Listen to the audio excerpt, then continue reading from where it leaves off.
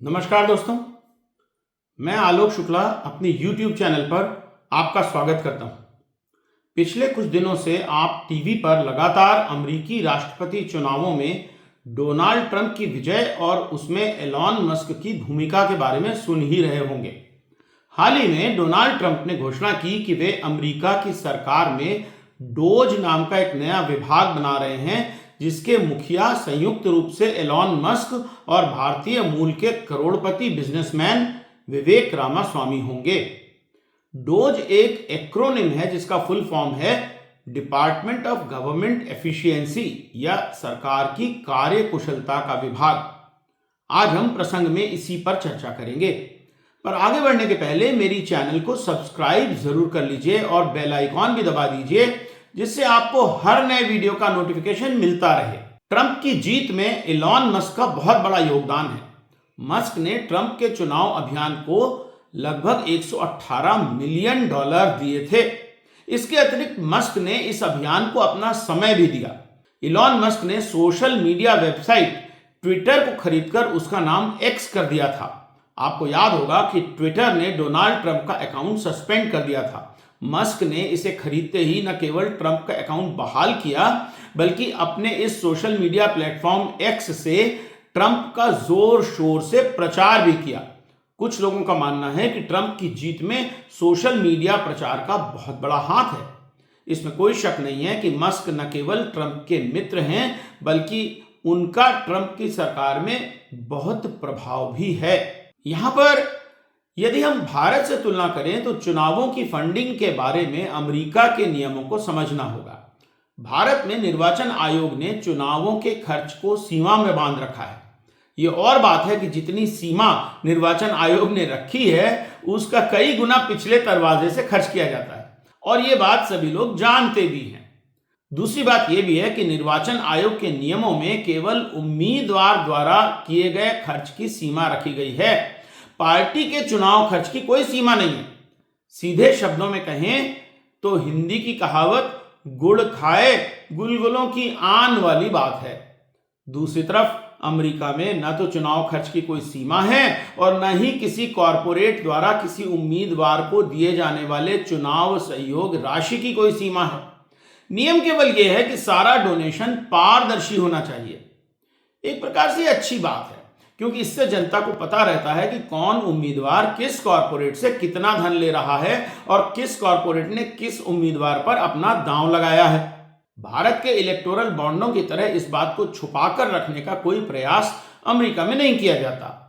तो ये बात सभी को पता है कि एलॉन मस्क ने डोनाल्ड ट्रंप पर दांव लगाया था, और अब ट्रंप की जीत के बाद उसका लाभ भी मस्क को ही मिलेगा। ट्रंप के जीतते ही एलॉन मस्क की कंपनी टेस्ला के शेयरों की कीमत में लगभग 29% की वृद्धि हो गई, जिससे मस्क को निजी रूप में $15 बिलियन का फायदा हुआ। Musk, who contributed nearly $119 million in support of Trump's campaign, is now seeing big returns in the market. Do you like winning? Yeah, okay. Shares of Tesla, the electric car company Musk co-founded, surged on Trump's win, and Musk owns 411 million of those shares. But how much is $15 billion? Well, for starters, Musk could give every person in the entire world $1 and still have more money left over than NBA legend Michael Jordan's entire net worth. Musk America की बहुत सी बड़ी कंपनियों के मालिक हैं जो cutting edge प्रौद्योगिकी पर काम कर रही हैं। टेस्ला बिना ड्राइवर के चलने वाली कारें बना रही है। इसके अतिरिक्त मस्क की कंपनी स्पेस एक्स अंतरिक्ष में रॉकेट भेजने का काम करती है। हाल ही में स्पेस एक्स के साथ भारत के इसरो ने भी रॉकेट लॉन्चिंग का एक समझौता किया है। इसी प्रकार मस्क की कंपनी स्टारलिंक अंतरिक्ष में भेजे जाने वाले उपग्रहों के माध्यम से इंटरनेट सेवा देने का काम करती है। उनकी सेवाएं अनेक देशों में हैं। भारत में मुकेश अंबानी की जियो स्टारलिंक के साथ मिलकर काम करने पर विचार कर रही है। मस्क की एक और कंपनी न्यूरोलिंक मानव मस्तिष्क में कंप्यूटर चिप लगाने की प्रौद्योगिकी पर काम कर रही है, जिससे भविष्य में मस्तिष्क की अनेक बीमारियों का इलाज तो किया ही जाएगा, लेकिन शायद मानव मस्तिष्क पर नियंत्रण भी किया जा सके। उनकी कंपनी एक्स तो सोशल मीडिया प्लेटफॉर्म पर सबसे बड़ी कंपनी बन ही चुकी है। मस्क को उम्मीद होगी कि ट्रंप प्रशासन से उनकी इन सभी कंपनियों को लाभ होगा। कटिंग एज प्रौद्योगिकी होने के कारण मस्क की कंपनियों के उत्पादों को बहुत सारे सरकारी अनुमोदनों और लाइसेंसों की जरूरत होती है। उनकी कई कंपनियों के खिलाफ अमेरिका में जांच भी चल रही है। मस्क को निश्चित रूप से विश्वास होगा कि ट्रंप प्रशासन से उन्हें इन सब मामलों में मदद मिलेगी। ट्रंप ने भी अपने भाषणों में साफ कहा है कि वे मस्क पर बहुत भरोसा करते हैं। यहां देखिए, वे एलॉन मस्क को स्टार कह रहे हैं। A star is born, Elon. इतना तो साफ ही है कि डोनाल्ड ट्रंप के व्हाइट हाउस में मस्क की बड़ी भूमिका होगी। हाल ही में चुनाव जीतने के बाद जब ट्रंप ने यूक्रेन के राष्ट्रपति जेलेंस्की से टेलीफोन पर बात की तो मस्क भी उस कॉल में शामिल थे। इलॉन मस्क ट्रंप प्रशासन के नीति निर्धारण में बड़ी भूमिका अदा करेंगे ही, लेकिन हाल ही में ट्रंप ने उन्हें नवनिर्मित डिपार्टमेंट ऑफ गवर्नमेंट एफिशिएंसी का मुखिया भी बना दिया है। भारत के लोगों के लिए यह बात कुछ अजीब सी हो सकती है, क्योंकि भारत में सरकार बड़े कॉरपोरेट से दूरी बनाने का दिखावा तो कम से कम करती ही है, और इन कॉरपोरेट से सरकार की नजदीकी चुनाव का मुद्दा भी बनी हुई है। राहुल गांधी न केवल संसद में बल्कि अपनी चुनावी रैलियों में भी प्रधानमंत्री मोदी की अंबानी और अदानी से नजदीकी का जिक्र करते रहते हैं। लेकिन अमेरिका में ऐसा नहीं है। सरकार और कॉरपोरेट्स की नजदीकी जग जाहिर है, उसे छिपाने का प्रयास नहीं किया जाता। इसलिए जब ट्रंप ने मस्क को इस विभाग का मुखिया बनाया तो प्रेस में इसकी कोई खास आलोचना नहीं हुई, बल्कि यह कहा गया कि यह तो अपेक्षित ही था। कुछ चैनलों ने कॉन्फ्लिक्ट ऑफ इंटरेस्ट की बात जरूर कही है, लेकिन कोई खास विरोध नहीं किया है। भारत में निजी क्षेत्र में बड़े कॉरपोरेट्स के सरकार में आकर काम करने के उदाहरण बहुत कम हैं। मनमोहन सिंह की सरकार में नंदन नीलेकानी इंफोसिस छोड़कर UIDAI में आए थे। हाल के समय में सेबी की चेयरपर्सन माधवी बुच भी निजी क्षेत्र से आई हैं। उल्लेखनीय है कि माधवी बुच ने भी सेबी चेयरपर्सन बनने के पहले निजी क्षेत्र की नौकरी छोड़ दी थी। फिर भी कांग्रेस की ओर से उन पर लगातार आरोप लगाए जा रहे हैं कि उन्होंने सेबी चेयरपर्सन रहते हुए भी निजी क्षेत्र से धन प्राप्त किया और उनकी कंसल्टेंसी फर्म काम करती रही। लेकिन अमेरिका में ऐसा कुछ नहीं है। डोनाल्ड ट्रंप की सरकार में काम करने के लिए मस्क को अपनी कंपनी नहीं छोड़नी होगी। वे उसी प्रकार अपनी कंपनियों के मालिक बने रहेंगे और उनसे लाभ भी कमाते रहेंगे। उनकी कंपनियां ट्रंप सरकार में बड़े ठेके भी पाती रहेगी, शायद उन्हें पहले से कुछ ज्यादा ही लाभ होगा। डोनाल्ड ट्रंप द्वारा घोषित डिपार्टमेंट ऑफ गवर्नमेंट एफिशिएंसी की खासियत यह है कि यह वास्तव में कोई सरकारी विभाग नहीं है, बल्कि department of budget and management के अंतर्गत एक कमीशन है जिसकी भूमिका केवल एक सलाहकार की है। परंतु हमें यह ध्यान रखना चाहिए कि सरकार में चलती उसी की है जिस सलाहकार पर सरकार को भरोसा हो। इसलिए मानना होगा कि इस विभाग और इलॉन मस्क की राय का ट्रंप के प्रशासन में बड़ा महत्व होगा। भारत में इस प्रकार का प्रयोग मनमोहन सिंह के शासनकाल में सोनिया गांधी की अध्यक्षता वाली नेशनल एडवाइजरी काउंसिल के रूप में हो चुका है। इस काउंसिल का रोल भी केवल सलाहकार का ही था, लेकिन शिक्षा का अधिकार अधिनियम से लेकर मनरेगा, खाद्य सुरक्षा कानून आदि इसी काउंसिल की सलाह पर बने थे। बहुत से लोगों ने इस संस्था को उस समय गैर संवैधानिक भी कहा था।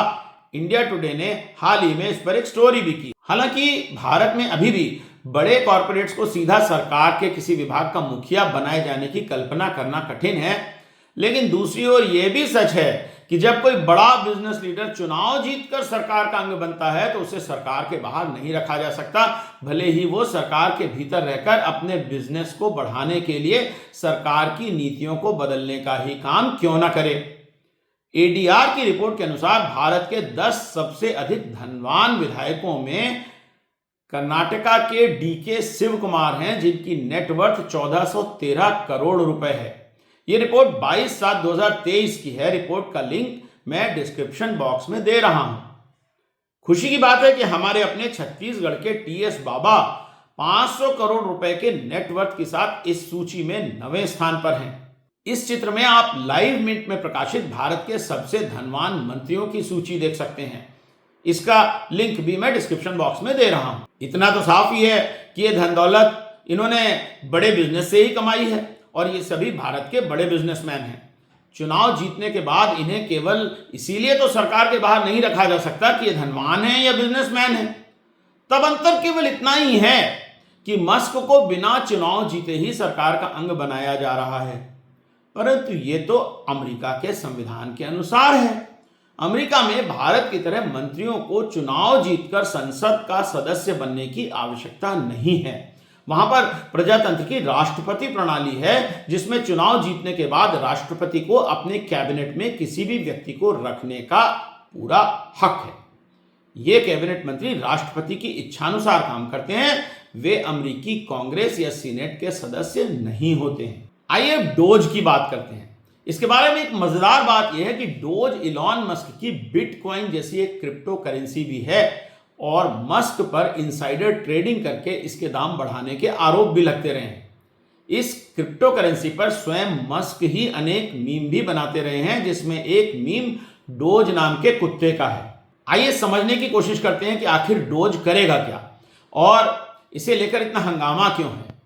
डोज बनाने की घोषणा करते हुए डोनाल्ड ट्रंप ने कहा कि ये दोनों अमेरिकी नौकरशाही को नष्ट कर देंगे, अनावश्यक नियमों को खत्म कर देंगे, फिजूल खर्ची में कटौती करेंगे और संघीय एजेंसियों का पुनर्गठन करेंगे। इस बारे में ट्रंप ने बाकायदा एक स्टेटमेंट जारी किया है। हम जानते ही हैं कि दुनिया भर में कंजर्वेटिव सरकारें नौकरशाही को कम करने की पक्षधर हैं। इसी प्रकार अमेरिका की रिपब्लिकन पार्टी भी नौकरशाही को कम करना चाहती है। ऐसा करना जरूरी भी है। आज अमेरिका में केवल नौकरशाही पर ही सरकार लगभग 6.7 ट्रिलियन डॉलर प्रतिवर्ष खर्च करती है। परंतु यह देखना इंटरेस्टिंग होगा कि वास्तव में इसमें कितनी सफलता मिलेगी। इलॉन मस्क ने कहा है कि वे अमेरिका में नौकरशाही पर खर्च में लगभग 2 ट्रिलियन डॉलर की कमी ले आएंगे। All right, I've only got one question for you, and then I'm getting out of here because this is your stage. But we set up Doge. Yes. How much do you think we can rip out of this wasted $6.5 trillion Harris-Biden budget? Well, I think we could do at least 2 trillion. Yeah! Yes. 2 trillion. I mean, at the end of the day, you're being taxed. You're being taxed. All government spending is taxation. So whether it's direct taxation or all government spending, it either becomes inflation or it's direct taxation. Your money is being wasted, and the Department of Government Efficiency is going to fix that. राष्ट्रपति Trump की घोषणा होते ही Musk और रामास्वामी ने social media platform x पर इस विभाग के लिए नियुक्तियों का विज्ञापन भी दे दिया है।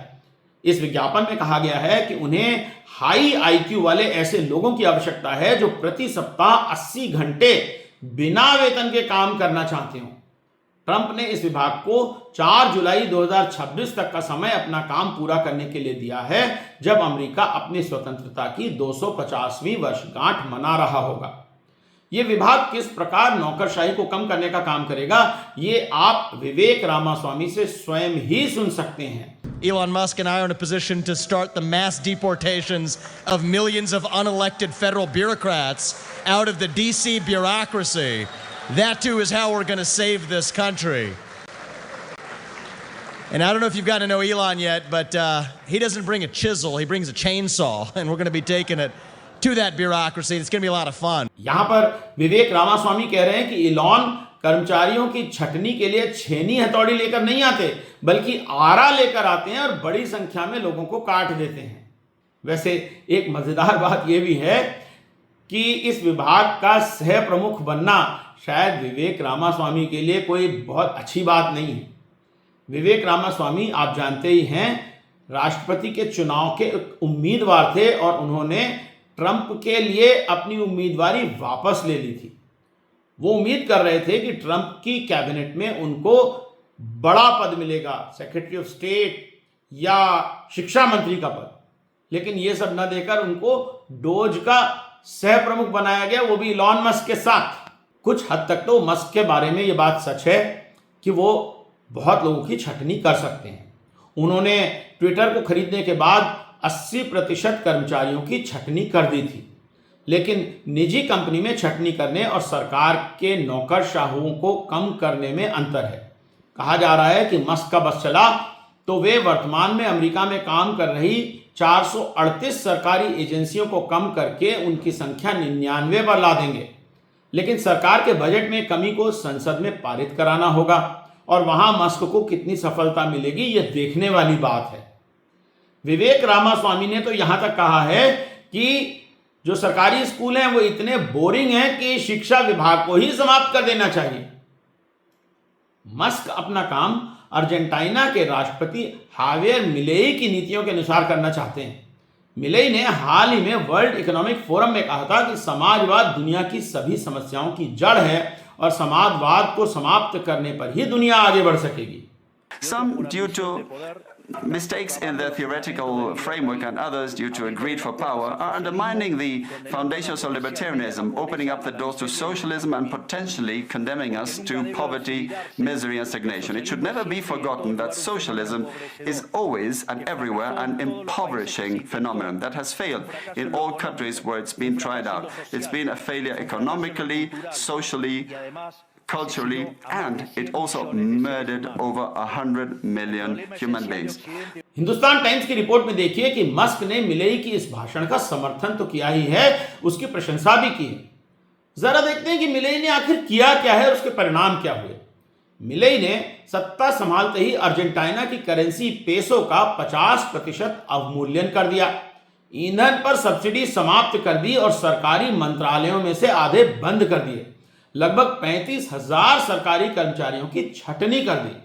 इसका नतीजा यह हुआ कि अर्जेंटीना में जो सरकारी घाटा 2 ट्रिलियन पेसो का था वो न केवल समाप्त हो गया बल्कि उनका बजट बचत का बजट बन गया है। आज अर्जेंटीना का बजट 264.9 बिलियन पेसो बचत का बजट है।